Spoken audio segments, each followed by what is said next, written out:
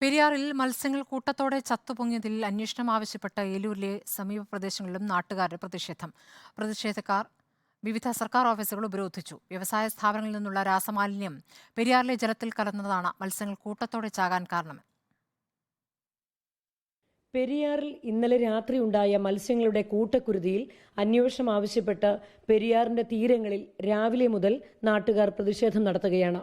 ഏലൂർ, വരാപ്പുഴ, ചേരാനെല്ലൂർ, കോതാട്, പിഴല, മൂലമ്പള്ളി തുടങ്ങിയ ഭാഗങ്ങളിലാണ് മത്സ്യങ്ങൾ കൂട്ടത്തോടെ ചത്തുപൊങ്ങിയത്.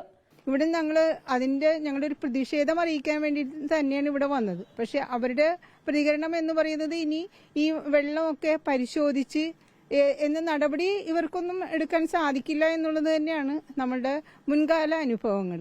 പെരിയാറിൽ രാസമാലിന്യം കലർത്തിയ വ്യവസായ സ്ഥാപനത്തെ കണ്ടെത്തി നടപടി എടുക്കണം എന്നതാണ് നാട്ടുകാരുടെ ആവശ്യം. പെട്ടെന്നാണ് ഈ പാലുകളല്ല വെള്ളം വന്നത് പുഴയിലോട്ട്.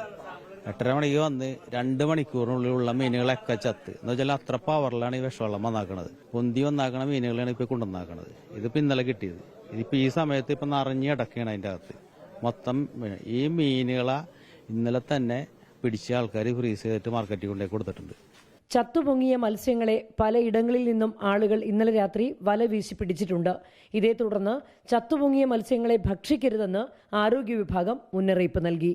റിപ്പോർട്ടർ, കൊച്ചി.